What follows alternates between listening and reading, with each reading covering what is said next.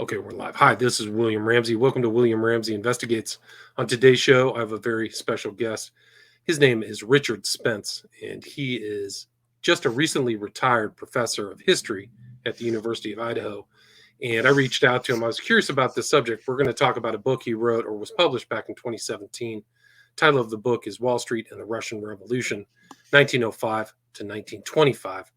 But Mr. Spence, also, when he was teaching, specialized in Russian intelligence and military history, and his course offerings included modern espionage, anti Semitism and the Holocaust, history of secret societies, and the occult in history. And he had one of his first books that I found was Trust No One, The Secret World of Sidney Riley, published 2002. Then also Secret Agent 666, Aleister Crowley, British Intelligence and the Occult. Fascinating book. I quoted that in my book. That was published in 2008. He's also done two great courses, and you can see those on Amazon.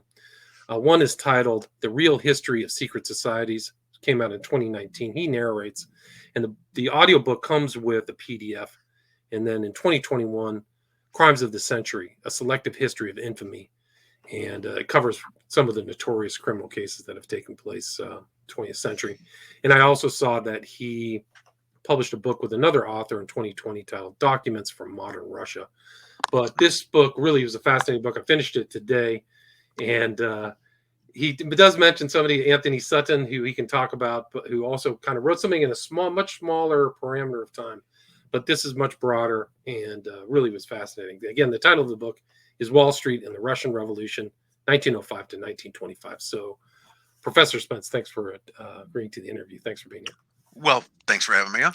Awesome. So, for people who may not have heard your background, like I was familiar with you before this interview, can you talk maybe about your career and some of the topics you were interested in and what led you to write this book, Wall Street and the Russian Revolution? Well, usually when I'm asked, how did you come to this topic, whatever that topic might be, and my usual answer is that, well, through something else. One thing takes you to another. It's like meeting people. You meet one person, through them you meet someone else, and so on and so on. So, yeah, I'd say I started out, I did my grad work at the University of California, Santa Barbara, UC Surfing Branch, in the 1970s. And that's where I got my PhD. And I came out of that whole experience, I guess, as a fairly regular, if there's a term for that, modern Eastern European Russian historian. So my main interest has always been in modern Russian history, which means, you're talking about the Russian Revolution one way or the other. But more broadly in modern European, especially Eastern Europe, since all of those areas interconnect. And my main interests were the usual political history was the main thing I was interested in, political, diplomatic, and military history. So that then kind of segued into another aspect of that. If you talk about diplomacy and you talk about war, I'd say the third element you always have to bring in is espionage, because, espionage is what you do that isn't actually, that's beneath the level of diplomacy and is a substitute for war. And that drew me into really beginning to look at spies. So one of the first things I began to sort of refine, in your interest, is that I became sort of aware of this whole world of espionage, and not the kind of James Bond world of espionage of gadgets and beautiful women and supervillains, but of the more nitty-gritty aspect of it, of con men, criminals, and pathological liars, which seems to be the people that I've often encountered in that realm. Espionage attracts a very diverse array of human beings, and in some cases, the necessary skills to succeed are those that would otherwise probably be considered to be disreputable or downright criminal in the other area of activity, like lying and murder, those little things of that sort. So actually, the first book I wrote, and this was actually going to be my dissertation, and it wasn't my dissertation because I had a professor who said, "No, you can't do it on this. This guy's too obscure." The book is called Boris Savinkov, Renegade on the Left, and I bet there's almost nobody out there who's heard of Boris Savinkov. But nevertheless, he was a important Russian revolutionary figure before and right up to 1917 and thereafter. He was a revolutionary terrorist. He's a contemporary of Lenin, Trotsky, Stalin, all the rest, but he's not a Bolshevik. He was what was called an SR, a socialist revolutionary, which, without going into great detail, was a rival revolutionary party to what would become the Bolsheviks. And that's maybe one of these things that's often kind of lost in the historical shuttle or oversimplified, is that Lenin and his Bolsheviks weren't the only game in town up till 1917. There were several different, more or less socialist, and by one term or another, revolutionary groups that all had the common aim of wanting to overthrow the Tsar, but which were also competitors with each other. And it's always interesting to note that one of the first things the Bolsheviks do once they come into power is to put those other revolutionary rivals, the Mensheviks, the SRs, and other smaller groups, out of business as quickly as possible. So Savinkov was this SR revolutionary who basically felt that Lenin and his Bolshevik gang had stolen had hijacked the revolution that he'd helped make, and was determined to try to reverse that. Really, Savinkov was an egomaniac, as most political figures are, and he was mostly annoyed that Lenin held the job that he thought he should have had. So, having been a terrorist against the Tsar before 1917, he then becomes a terrorist against the Bolsheviks after 1917. And he engages in all kinds of, plotting, conspiracies, everything from forming rebel armies to invade the USSR, to taking money from any foreign governments who would give him in an effort to undermine and overthrow the Soviet regime, which he doesn't do. So I was interested in him because he's an important figure. I mean, but he's almost completely written out of history. You'll occasionally catch, once you know what his name is, you can find someone mentioning Savinkov here or there. And the reason he gets written out of history is, pretty simply put, he bit every hand that ever fed him, and he burned every bridge he crossed. He essentially, he used and abused his relationship with people so that no one really wanted to talk about him. So no one in the Bolshevik camp wanted to talk about him, and really no one in the anti-Bolshevik camp wanted to talk about him, because he seemed to represent everything that was bad about that. So that's what made him interesting to me. How was this guy who was a fairly important figure early on, how did he get himself edited out of it, out of the historical record? And that's what led the professor I mentioned to basically say, you don't want to do a dissertation on this guy, because if there was anything to say about him, it already would have been said by someone else. That, by the way, is terrible advice. and eventually I would ignore that. And one of the things I would do is really never go back and revise the thing I did do my dissertation on, and instead went right back to Savinkov. Well, Savinkov then led me to another guy, a fellow who became one of his financial props and his supposed grand friend and supporter, which was a nominal British spy / businessman, most commonly known as Sidney Riley. And that's what the book, The Secret World of Sidney Riley, Trust No One, was about. And the way that most people may know Riley, if they've ever run across him, is probably through this British television series, this Thames television series, Riley, Ace of Spies, that came out in the 1980s. And that's how I learned about him, because I was watching PBS, and there was Vincent Price, who's still around then, introducing this series. And of course, I was interested in it because it had my guy in it. Savinkov was in there, and who mentions him? But then it's about this fellow named Riley. And at that point, I'd never heard of it because he just didn't really show up anywhere. So my first question as to whether this was a real person or it was some kind of Bond-like invention, a fictional character you place in historical events. But no, he was real. There really was a Sidney Riley. And even though almost everything that series has him saying and doing he never said or did, It's very entertaining, but historically it's bunk. The real story about him was even more complicated than that, and really, yeah, that's one of these mysteries I've been trying to solve ever since. And Riley is one of those mysteries I don't think you'll ever quite solve. And the basic question about him is who he really was, where he actually came from. And he used a number of names during his lifetime. Riley, by the way, is a completely invented identity. All it is the name on a British passport that was handed to him by British officials in 1899 to get him out of England and send him off to the Far East. You know, there's a whole reason here where they wanted to get him out of town, so they give him a new identity. Now, that's an interesting trick. I mean, who do you have to know to just simply get a new passport in a phony name? And that's the identity that he then lived under for the most part, although he's always using other ones on the side, up to the presumed death of Sidney Riley in 1925. And that's when he supposedly makes the mistake of going back to the USSR, where he was considered to be a political enemy and was then apprehended, interrogated, and shot. That's the standard version. And that may be true, or half a dozen other things could possibly be true.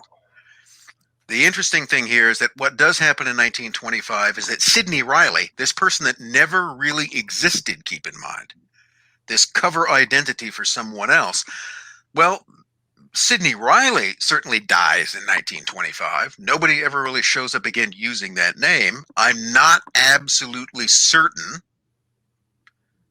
that the person who used that passport died at that time. In the same way that I'm not absolutely certain what name he was born under. So this is one of the things, again, that's you know, to me, this is interesting. To other people, this would just be an annoying conundrum that you can't solve, but that's what I like about it. I mean, this is the puzzle that keeps you going. It's the Rubik's Cube you can't solve. Right, but Riley's kind of moving in the same thing around this book and all the kind of issues that you said.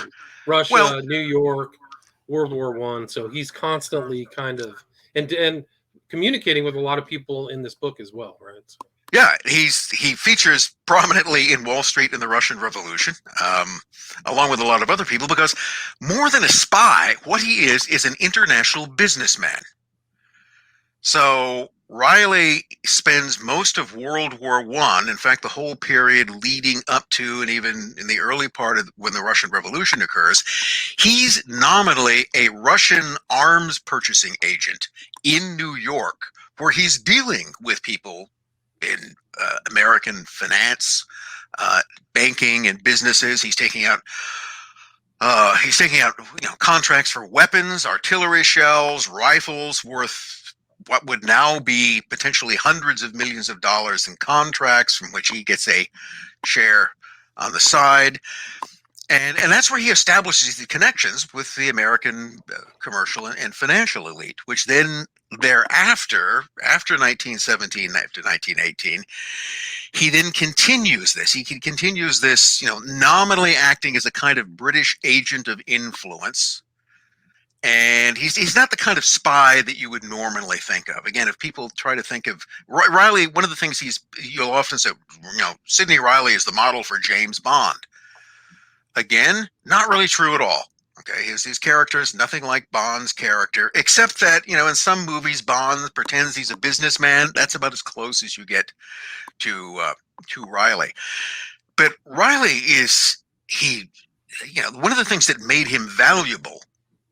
I'll give you an example that in 1918, shortly after Lenin and his guys have seized power in Russia, and the whole situation is very unstable. And there's this whole question, especially within the British government, but also within the French and American, as to whether or not we should immediately assume that the Bolsheviks are German stooges and we should oppose them and try to overthrow them, or should we, maybe we can make some kind of deal with them. Maybe we can lure them back over to the Allied side. So the thing you have to keep in mind is in this period, there was no dominant opinion in London or Washington or Paris. There was an argument among different people within the government as to how the Bolsheviks should be dealt with. So the British at this point are very interested in getting any kind of tracks, inside, outside tracks that they possibly can. And in March 1918, the fellow who was the head of what we now call MI6, a fellow by the name of Mansfield Cumming, a naval officer turned spy chief, interviews Riley and hires him to undertake a special confidential mission inside Soviet Russia. So that's really when he officially enters the realm of British espionage. He'd probably been spying for the British before that, but now he's hired by this relatively new agency, what we now call MI6, in order to go into Russia and do something. Okay, that's the question. What is this special mission he sent? And why does Cumming, who's never met this guy before, why does he hire him? Now that becomes even more interesting when you look at the kind of information that Cumming received. Of course, you know, you're going to hire somebody for a mission, you're going to vet him, right? You're going to send out. So Riley had been in New York buying munitions and involved in business there. So what Cumming does is that he writes to the British intelligence office in New York, and he says, what do you got on this guy? And what they have on him is not very complimentary at all. In fact, the report he gets back, which says that he is dishonest, completely unscrupulous, that he will exploit any situation for his own personal advantage, and that he is absolutely not to be trusted. So what does Cumming do? He turns around and hires him for a confidential mission. Now, Cumming's not a fool. Why would he do that? This is where you encounter something that just shouldn't have happened. Why, against all of the advice that you've received, and Cumming even admits in his diary after talking to Riley that he seems a very, I think, doubtful character. All right, he doesn't come away trusting him.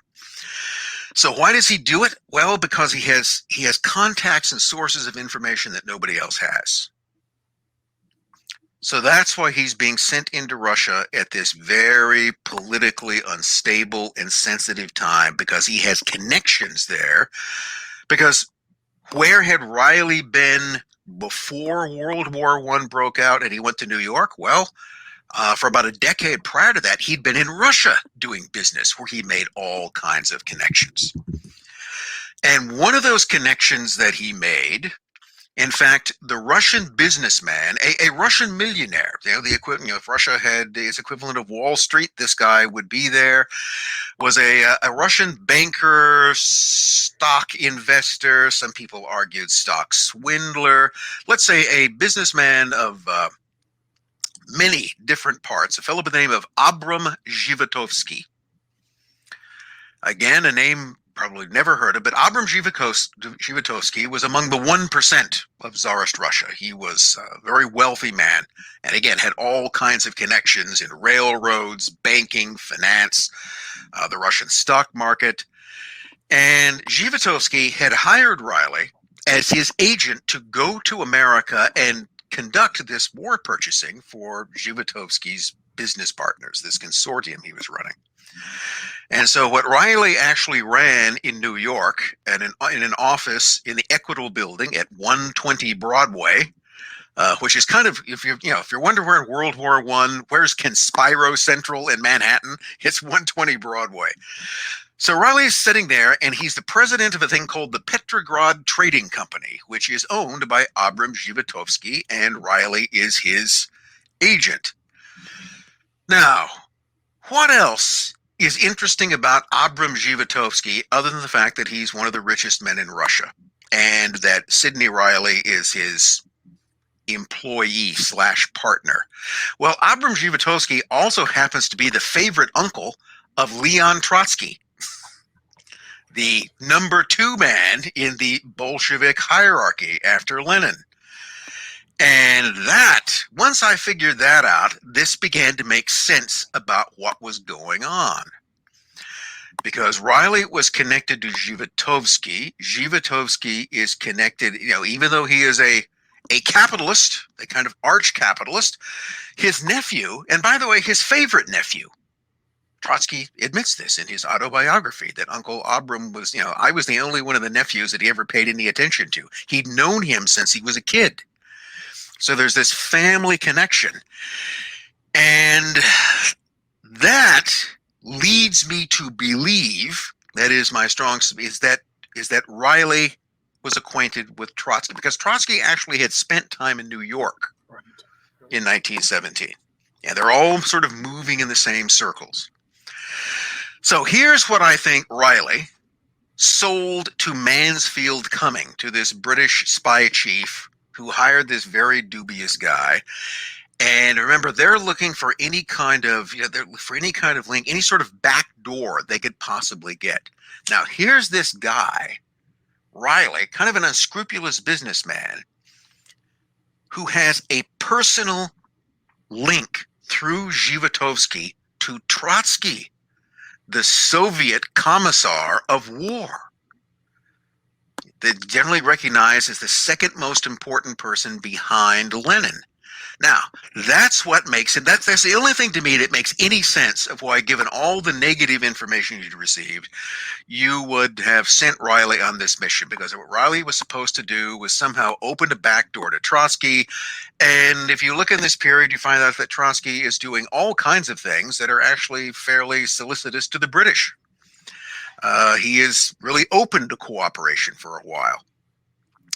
And that then sort of draws you into this whole world of intrigue, plots, counterplots, attempted coup d'etats, the attempted assassination of Lenin in August 1918. Here again is one of these little kind of historical details. I think it's more than a detail. Is that in August 1918, less than a year after the establishment of the regime, Lenin's in Moscow, is given a talk to a bunch of workers in a factory, and somebody, notice I said somebody, puts 2 bullets into him, almost kills him. And a woman, another dissident revolutionary, another thwarted radical, by the name of Fanya Kaplan, is arrested, supposedly confesses for the crime, and is executed, all without a trial. It is, for a number of reasons, extremely doubtful that she would have committed the crime, not the least reason being is that she was clinically blind. Wow. I mean, she couldn't really see well enough to do this, and you've got other problems. The bullets, the calibers don't seem to match, and well, you know what that means? There had to be a second gun. So there's this whole question about who shot Lenin, and whether or not this was the work of Allied agents or whether it was the work of people, a dissident group within the Bolshevik Party itself. To this day, we still don't really know for sure as to who did it. But the action still stands. But what eventually emerged out of this, and this, by the way, is a conclusion that I've come to since writing the book. And it's really one of those things that, I almost wish I'd waited to write the book. But what it comes down to is that what Riley really was, as opposed to being a representative of Western, especially British intelligence who was trying to overthrow the Bolsheviks, from 1918 on, he'd effectively been a Soviet agent. He's a mole. He's actually one of the first Soviet agents, or at least an agent willing to be used by the Soviets to worm his way to a degree into British intelligence, which they catch on to, and in the early 20s they cast him aside. But that's simply part of what his story was. But then it comes back to these connections of who he was doing business with in New York. And you find the connections even then between people who are on the revolutionary end of things, who are doing very weird things like negotiating with the National City Bank of New York for Russian loans. And this is one of the things you'd eventually found that works its way. So Wall Street and the Russian Revolution is really a kind of compendium. It is an assembly of all of the things that I learned, all of these bits and pieces, all of these kind of puzzle pieces for a giant jigsaw puzzle that has no edge pieces. that I basically collected when I started researching Riley. This is really sort of the fruit of that, and it's an expansion into the other people that he came in contact with and people they came in contact with. And this very strange world that emerged of this, often this kind of handshake in a way, that's going on between what on the one hand appear to be Marxist, anti-capitalist revolutionaries, and on the other side, arch anti-Marxist capitalists who are continually doing business with each other. And that's what it was. There's the book you mentioned earlier. Anthony Sutton was a researcher back in the 1960s and 70s. And he's probably best known today for a trilogy of books he wrote. I think the first one was Wall Street and Wall Street and the Bolshevik Revolution. And then he wrote Wall Street and the Rise of Hitler, and I think the third one was Wall Street and the Rise of FDR. All of them are very interesting reading. But the one, because of my interest, that attracted my most attention was Wall Street and the Bolshevik Revolution, which, again, takes a rather narrow focus. He's just looking at the Bolsheviks, pretty much events in 1917. And what Sutton did is that working in the 1970s, he had relatively little to go on. I mean, there were almost no archival materials that were available at the time. And so what he was able to see was many of the things that I would see later, which is that there's this cooperation going on. So what's the result of that? And his book, Wall Street and the Bolshevik Revolution, raised all the right questions. He was asking the right questions. He didn't really have a lot of information to give particularly firm answers to them. And, in some cases he was guessing and he was off base. We all are. But for the most part, the general thrust of what he was looking at was real. He wasn't imagining this. And I came across his book probably around the same time that I became interested in Riley and his dealings in New York, because there seemed to be a crossover. And then, even though Sutton never mentions Riley, he didn't know that he existed. He does mention 120 Broadway. Interesting. So he's got this whole chapter about this building that it was it's just a huge office building, but so many different people in this kind of revolutionary capitalist web that existed had offices in that one building. And it was interesting to me that we'd both sort of noticed this was what was going on. So what I wanted to do was to take Sutton's book. I wanted to expand it greatly in time, put it in a larger context of what had been going on both before and after those periods, and to really bring in a lot more historical material in order to shore up this basic, to make it as clear a picture as you could of something that there isn't supposed to be a picture of. Right, and a lot of people wouldn't know that there were so many outside forces, financial forces, that were interested in influencing a change in Russia. Can you talk about what happened in 1905 and how that reverberated, particularly in Wall Street? Well, I start out in 1905 because that's the year in Russian history in which an abortive revolution takes place. So there's a large scale of the Revolution of 1905. And the Revolution of 1905 was a fairly disorganized attempt by Marxist revolutionaries, nationalists, dissident minority groups, and a lot of angry peasants to topple the regime of Nicholas II. And it failed. Nicholas preserved his throne, and in fact, in so many ways, the imperial government emerged out of that even stronger than they were before, and the revolutionary movement divided and demoralized. And that itself is one of those things that's interesting. After between 1905 and really the outbreak of World War I, really all the way up until 1917, the Russian revolutionary movement was, for all practical purposes, defeated. It had suffered failure in 1905. It suffered from factional and ideological division. They never grow closer. They just grow further apart. And it also suffered from infiltration by the Tsarist secret police, who had riddled every single party, including the Bolsheviks, with informers. and had actually placed some of their agents or compromised people in positions of influence and even control, to the point that you could basically make an argument that the Tsarist secret police, right up to 1917, had their finger on everything that was happening in all the revolutionary parties. Yeah, nobody could plot anything without them taking notice of it. And in many ways, the secret police, this thing called the Okhrana, seemed to sort of control the revolutionaries. Except in 1917, oddly, they don't. And that again is this kind of interesting question. How does a security agency which has so thoroughly infiltrated and manipulated these revolutionary parties then just stop doing that? Or do they begin manipulating them for slightly different reasons?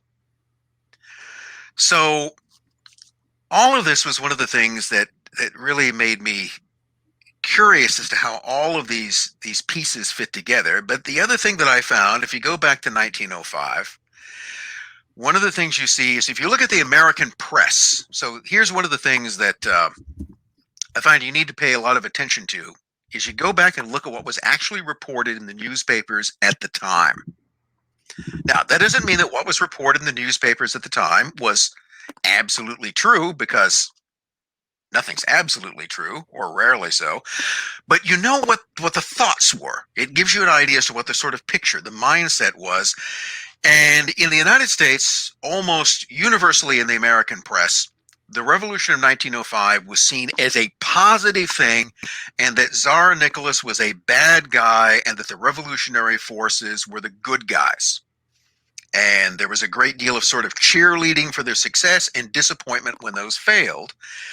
And I also found that there were prominent people in the American economic scene, like the industrialist Charles Crane. Again, I don't know if Charles Crane is much of a name today, but, well, if you ever go into a public restroom and see one of those things that it says Crane, okay, he's that Crane.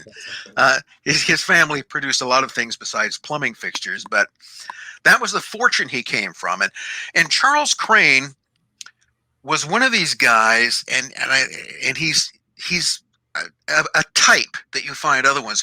Crane, his father had actually created the business.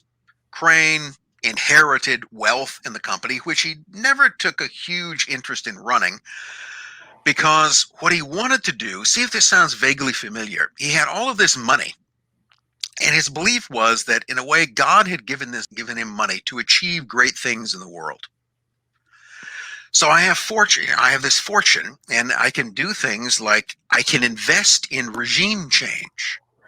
So one of the things because there's always an economic element to that. I mean, you can always argue that, well, I want to help the downtrodden people and the heroic revolutionaries of country X overthrow their oppressive regime because it's a nice thing to do. But then also behind the scenes, it's also potentially a very profitable thing to do, because it means everything in country X will be for sale. Right?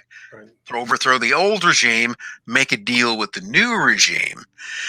And so Crane was one of these people who's driven by this combination of egomania and philanthropism, a desire to leave his mark on the world. I think that's a big part of it. And you can find that early on he actually subsidizes revolutionary groups in the Balkans. So there were various nationalist revolutionary groups that were fighting against the Ottoman Empire, and Crane's throwing his money around there. And then Crane takes this great personal interest in Russia, partly because a subsidiary of his company operates there. The Westinghouse, the Russian Westinghouse company, which produced air brakes for the Russian railroads. Couldn't run a railroad without them. So that's why he was making these visits to Russia, was because his American corporation had investments in Russia, which of course they always wanted to expand and to protect in terms of what they had. So Crane becomes acquainted with a variety of Russian political figures, all of them anti-Tsarist figures. So Crane decides that the Tsarist regime is a bad thing. It's evil, and it must be replaced with a new Russia. So all the way back in 1905, you find Crane, and he's the most prominent example of this, who's openly backing the revolutionary movements in Russia. Even though these movements are, for the most part, avowedly socialist, avowedly Marxian, and Crane is certainly an avowed capitalist, but to him, it sort of goes beyond this. I mean, there are the potential profits for his enterprises, but there's also his idea that he's doing good, that he's going to be on the right side of history. So by the time you get to 1917, you've still got Crane, who's playing around with. Crane continually has his fingers in American-Russian diplomacy. And even though he holds no official position whatsoever, even though he is not part of the State Department, he gets State Department communiques, partly because his son is a State Department official. So Crane, and this is one of the things you find about other figures on what we'll call the Wall Street elite, sort of run their own foreign policy. I mean, they're actually out conducting what is American foreign policy, and yet it's not being conducted through the State Department. It's not being conducted with the knowledge or even specific approval of the president or Congress or anybody else. They're making the policy, right, which I don't think is anything new either. So by the time that you still see that by rich people today still are doing that for sure. Yeah. Yes, well, I think it was F. Scott Fitzgerald said the rich are different than us, and this is true. But one of the ways I think that this can affect you is, let's say that you're, I don't know, Bill Gates, right? I'm not going to pick on him, but Bill Gates didn't start. He's not a guy who started out with a fortune. He was either very smart or very lucky, and a combination of both. And now you have all of this money. I mean, more money than you could ever possibly spend. And I think one of the ways that it was put to me, that always resonated with me, is that people who find themselves in that kind of position are always faced with this idea of, why me? Why do I have all? Because most people don't. I mean, the basic reality is that then and now, the vast majority of human beings who live on this planet are, relatively speaking, poor. And then there's a certain level above that aren't poor, but they're not rich. And then, it's what we like to call the 1%. They're even less than that, who have this fantastic amount of things available to them. So why do you have this is the question. In the wee hours of the morning when you're lying there, you're thinking, why has Providence, God, the cosmic muffin, I don't know, whatever it is, why do I have all of this money? Well, to do some great thing. I don't know. Start a colony on Mars, create the Bill and Melinda Gates Foundation, do something, start throwing money at all kinds of things that I think are good causes, and possibly also profitable ones as well. Right. So in Crane's mind, he wants to make money and do good, which is actually a lot of the kind of Protestant worldview in a lot of ways. It wasn't just Russia. It's a global outlook, a global view. But they had I was surprised to see Mark Twain in your book, that he was also involved. So the Tsarist is the bad guy. There's the Bloody Sunday. They shoot a bunch of people. It's authoritarian, and there's pogroms too. So there's other people. It's not just. Oh no, it's not just Crane. Jacob Schiff. Can you talk about Jacob Schiff? Well, Jacob Schiff is his name will often. Jacob Schiff was probably the second most important investment banker in the United States in this period around World War I, next only to J.P. Morgan Jr. So J.P. Morgan is the 500-pound gorilla of American finance. But Schiff was the sort of chief competitor. And when we're talking about investment banks, what Kuhn Loeb, the bank that Schiff was the president of for years, did was that it financed railroads. So if you're going to build a railroad, a transcontinental railroad, the Northern Pacific, you're going to need money. You're going to need investment money. And banks like Kuhn and Loeb are the ones who found that, both in the United States and abroad, because one of the things about Schiff and Kuhn Loeb is that they are essentially a German bank. Right, German Jews, right? Yes, they're linked to this. I mean, what everyone will tend to focus on is that Jacob Schiff and all the major figures in his firm were Jewish. which is true. It was the Jewish bank on Wall Street. Morgan was not that at that time. Things became a little more open later on, but that was the other thing to be pointed out. But what Schiff, the most important thing about this, if you keep looking at the Jewish angle, you're missing the fact that Schiff is also a German. He is a German, and that's not insignificant to him. And what he's most closely linked to, in fact, what he's linked to through business are the Warburg Bank.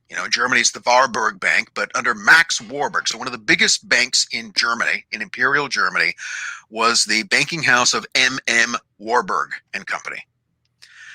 And the Max Warburg was the head of it, but two of Max Warburg's brothers, Paul and Felix, were partners of Kuhn Loeb. They'd actually sort of married into the firm. So if you really look at it, in effect, Schiff's bank, Kuhn Loeb, is the American branch of the Warburg Bank in Germany. And that is one of the things that becomes very interesting, because when the war breaks out, Germany's now at war with Russia. Max Warburg is very close to Kaiser Wilhelm. Max Warburg is, among everything else, as he sees it, a patriotic German. Let's put it this way. Max Warburg is a man who, if you called him a German Jew, would not like it, because he considered himself to be a Jewish German. And that was one of the things that was often quite important to him. So again, Warburg wants to serve the Imperial German war effort, which would mean trying to knock Russia out of the war, but also, of course, to make money in the process. Because that's, this is one of the things I think I say at the end of the book. Well, why would capitalists involve themselves in politics and make deals with revolutionaries? And to me, it's very simple, because they see a way of making money off of it, which is what they do. That's what you do. If you're involved in investment banking, whether it's Jacob Schiff or someone else, if you're involved in that, everything you do is looking for investment opportunities. And a revolution is an investment opportunity. A civil war is an investment opportunity. And what you pay attention to is you pay attention to how much potential gain can be made. Well, of course, being on the right side of history, if you possibly can. But it's an interesting thing that Warburg is really much of the head of German finance during the war. He is involved himself in economic espionage in Russia during the war. In fact, one of the things that Max Warburg does is to make efforts to undermine the Russian economy.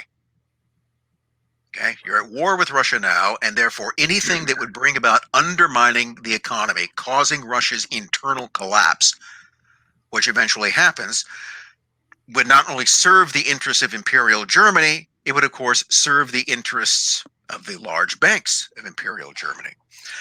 So you've got Warburg, who is then linked to Schiff. Schiff also, because he is Jewish and because of the anti-Jewish policies of the Tsarist regime, is violently anti-Tsarist. Jacob Schiff has he's got a real burr up his keister about Tsarist Russia, and is there. And in 1905, one of the things that Jacob Schiff did is that he subsidized revolutionary propaganda. He spent money to be used to print revolutionary propaganda to be distributed to Russian prisoners of war in Japan, because there's also a thing called the Russo-Japanese War that was going on. So he's perfectly willing to do that. Now, Jacob Schiff is not a Marxist, anything but. He's very conservative, almost orthodox in his Judaism. But nevertheless, he's very sympathetic about the programs and stuff, but it's also not just getting loans to those people. It's making sure that the Russian Tsarists don't get loans, right? So yes, he also went out of his way. He's very public about this. He goes, remember, for most of World War I, the United States is a neutral country. So the war breaks out in August 1917. The United States doesn't enter the war until April 1917. So prior to that, Manhattan is this huge kind of battleground for both the Germans and in particular the British in gaining political advantage, but also economic advantage. So, what the British do is they get J.P. Morgan to underwrite their war effort. That's what it is. And J.P. Morgan eventually gets control over all Allied purchasing in the United States. You know how much money you can make off of that? He'll later insist that, we only took 1% on all of our war deals. Now, 1% of what?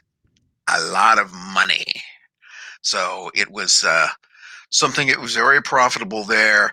But Schiff is determined for most of this period to block any kind of American lending. We can lend money to the British and the French, I don't care. Schiff's personal sympathies, because he's a German, remember, are with Germany. And he's fairly open about that. So he's going to block any kind, and he's successful in doing that for a time. But then in 1916, the Russians, the Tsar's government, actually does negotiate loans on Wall Street, particularly through a big American bank called the National City Bank, Citicorp today. Rockefeller, yeah. And Rockefellers are involved in that. And then you find that the guy who's actually the chief figure of the National City Bank who goes to Russia and negotiates these loans is a fellow by the name of Samuel McRoberts.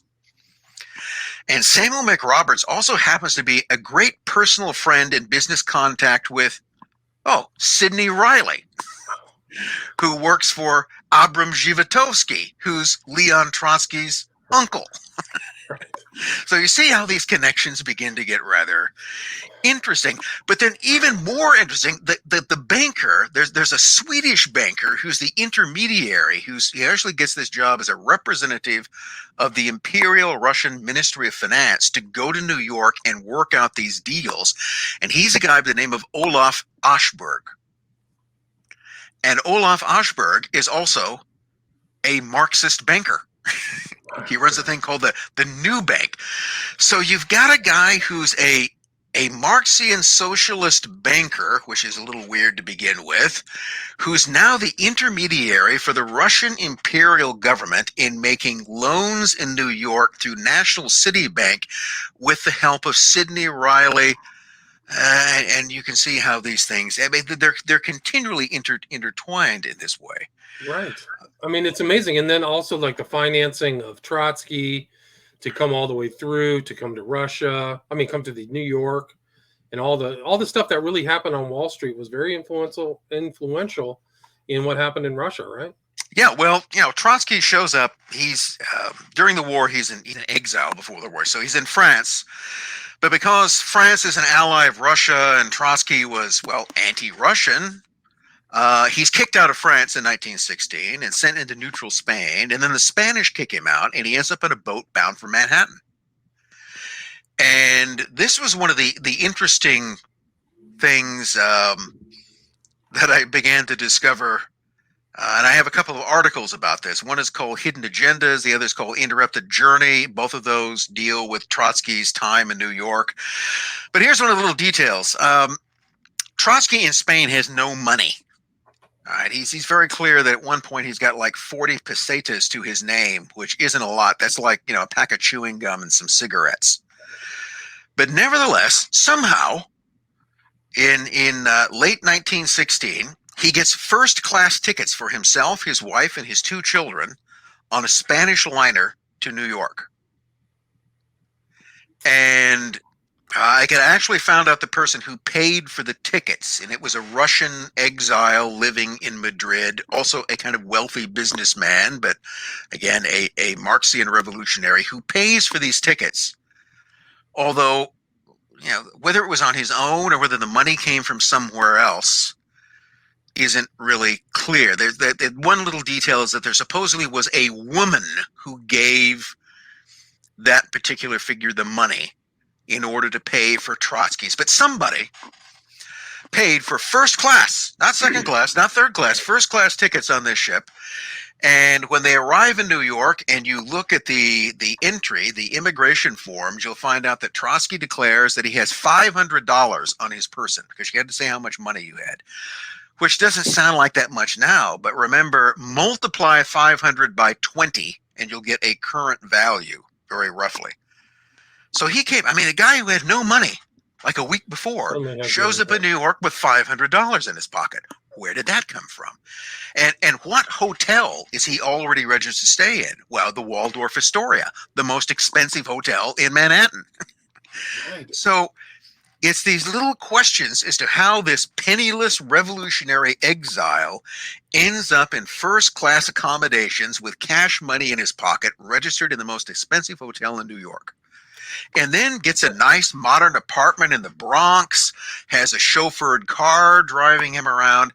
He apparently knows some people with money, which Right. he He's a does. professional socialist revolutionary. That's how he That's it. calls I mean, himself. he's a journal. You know, if he had a job, it's journalist, which means that, and that's what happens when he shows up in New York.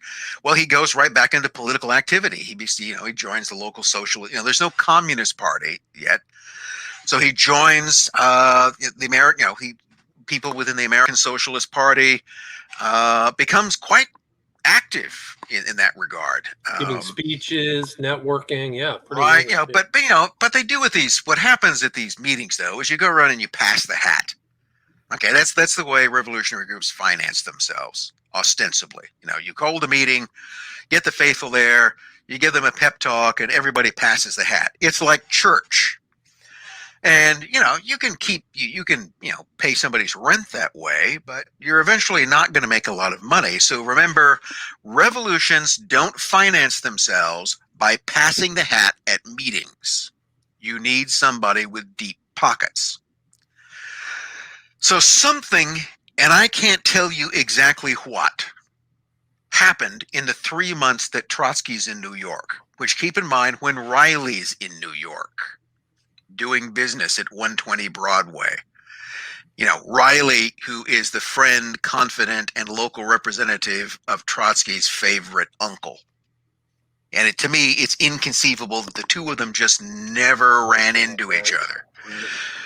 So what Trotsky is in New York doing is he's looking for money. Okay, because revolutions need money. And the most common story you'll hear is that, well, Trotsky met with Jacob Schiff, the guy who had financed Russian revolutionary propaganda in 1905, and got him to subscribe, got him to promise money. That was in some way. And that makes a certain amount of sense, except when Trotsky's in New York in March 1917, what happens? Well, there's a revolution back in Russia, and Nicholas abdicates. So here again is one of these details that's often missed. In 1917, there are two Russian revolutions. There's the one in March, not by Marxist revolutionaries, but by political liberal conspirators within the parliament, within Nicholas's own government, really. They're the ones who force him to abdicate. And then it's 8 months later that regime is overthrown by Lenin and his Marxist revolutionaries. The Kerensky government, right? The Kerensky, what's called the provisional government, or the Kerensky. Kerensky is the guy who becomes the most prominent figure of it. So the problem with this is that what Jacob Schiff was all excited about, it was that he couldn't stand Tsar Nicholas and he couldn't stand the imperial regime. But then in March, it's overthrown. So if Schiff's basic desire was simply to get rid of the Tsar, well, that had already been accomplished, which then undermines his interest in funding Trotsky or any other revolutionaries to do what? Well, the guy I wanted gone's already out of the way. But keep in mind, there are lots of other people around. There's Charles Crane, who thinks that this first revolution is only the first of more changes to come. And there are others. I mean, there's this whole possibility of what's going. And so one of the things you notice after the overthrow of the Tsar is that there are these series of American missions, special missions. The American Red Cross mission is one of the main ones. And there's these groups, and all of them have one thing in common. They're all essentially dominated by Wall Street figures. All the key figures, in this case, Crane is involved behind the scenes. You got another Wall Street big shot by the name of William Boyce Thompson, mining millionaire. There's another fellow comes along by the name of Raymond Robbins, who also made his money in mining. And William Boyce Thompson basically goes over and again begins throwing money around everywhere. basically proclaiming that he's going to support the new democratic regime under Kerensky, gives him at one point $1 million in his own money. Now, here you've got William Boyce Thompson goes in, he writes a check to the Russian government for $1 million, ostensibly to finance anti-German propaganda. But before that check is cashed, before that money is actually spent, Kerensky's overthrown by Lenin. Now, does William Boyce Thompson turn around and say, well, I want my money back? No. The Bolsheviks are just the new, and he goes, they can keep it, and now they can print up revolutionary propaganda.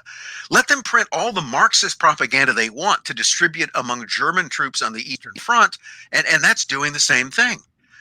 And then you find William Boyce Thompson coming back and to Wall Street to entire meetings of his fellow poobahs, and in the New York Times and other newspapers praising the Bolsheviks as the true representatives of Russian democracy, and they'll never make a separate peace with the Germans, and they talk all of this kind of anti-capitalist stuff, but they're really the good guys that we have to support. And again, the main point, if you look at Thompson, Robbins, and others, these are not obscure figures. These are major figures in the American financial scene who are openly supportive of this revolutionary cause. Right, and then Trotsky makes his way back, becomes the second guy, and really runs the Red Army. Like, so he's spending time giving speeches on the run, kind of like Lenin, who I think came out of infamously went to Petrograd on a train, right? Supposedly laden with. Well, Lenin was like most of the revolutionaries. They'd all been exiled from the country. I mean, none of them are in Russia. They were all arrested and kicked out. So Lenin's in Switzerland, in neutral Switzerland. So when the Tsar is overthrown, there's this, and one of the things the provisional government does, because it's now when it issues a kind of Ali Oxenfree for all the political exiles. So anybody who is exiled by the old regime can now come back. So Trotsky, when this happens, is in New York. So, Trotsky gets on a boat and, after some detours along the way, makes his way back through Scandinavia. And although he is assisted in that, because there was always the people who assist Trotsky getting back to Russia are the British, because he couldn't have left New York without their approval, because they controlled transatlantic traffic. So one of the things that Trotsky had to do is that he had to go to the British Passport Control Office, which is controlled, by the way, by British intelligence, and he had to get an authorization to go back, and they gave it to him. Now, along the way, he's also arrested by British naval officials in Canada and held for a month in an internment camp. But in the end, he's let go. In one of my articles, I have a whole belabored explanation as to why that takes place. But again, there were different British officials doing different things. So you had some people arguing that this guy appears to be, if he was trying to overthrow the Tsar, that must mean he was trying to serve the interests of Germany, which he was kind of. So we should stop him. He must be a German agent. Well, there were others arguing, no, this is a guy who could be, really potentially useful to us. If we just cultivate them the right way. I mean, think of it this way. Go back and look at American policy towards Fidel Castro in 1959. And you go back and you find the number of people who just, even in the sea, I just love Fidel Castro. I mean, because Castro was, maybe his brother Raul is a commie, but Fidel, if we just finesse him in the right way, then we can continue the kind of influence that we had before. So there's this, the bottom line so much of this is that you simply have bankers and capitalists doing what bankers and capitalists do, which is to make money any way that they can. You make your investments, you play the angles. But then you also have very often these actions justified by what are aesthetic or political choices.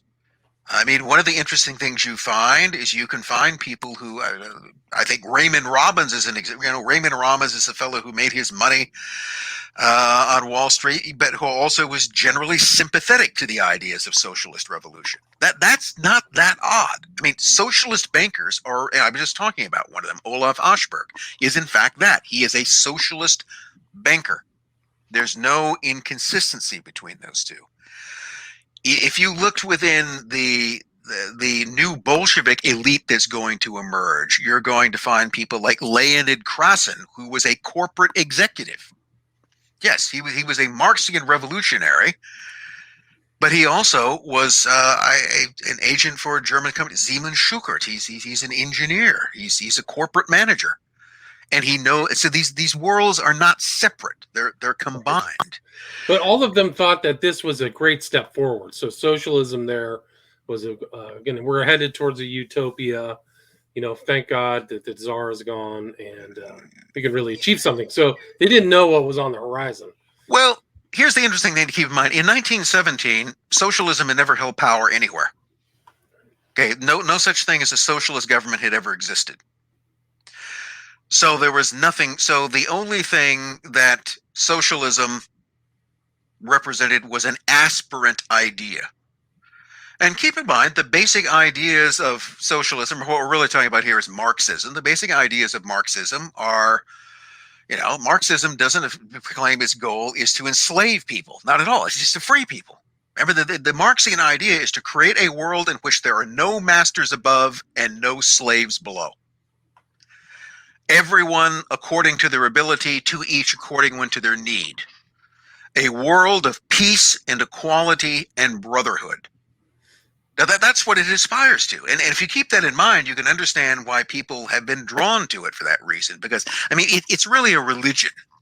It's this religion that wants to create this millennial world.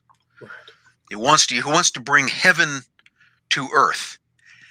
And that's an idea that, if you view, no matter how much of a money-grubbing capitalist you might be, if you have anything in the way of higher ideas, whatever that are you opposed to? Right. I mean, it sounds great. So, and yeah, it sounds great, and on paper, and it's never. So the idea is that when Lenin and his group of Marxist revolutionaries come into power, that everyone would know what to expect. No, nobody knew what to expect. Right. But they knew Tsarism was the incompetence was off the charts.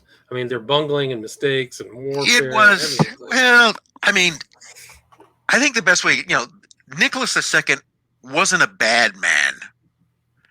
He was a lousy czar.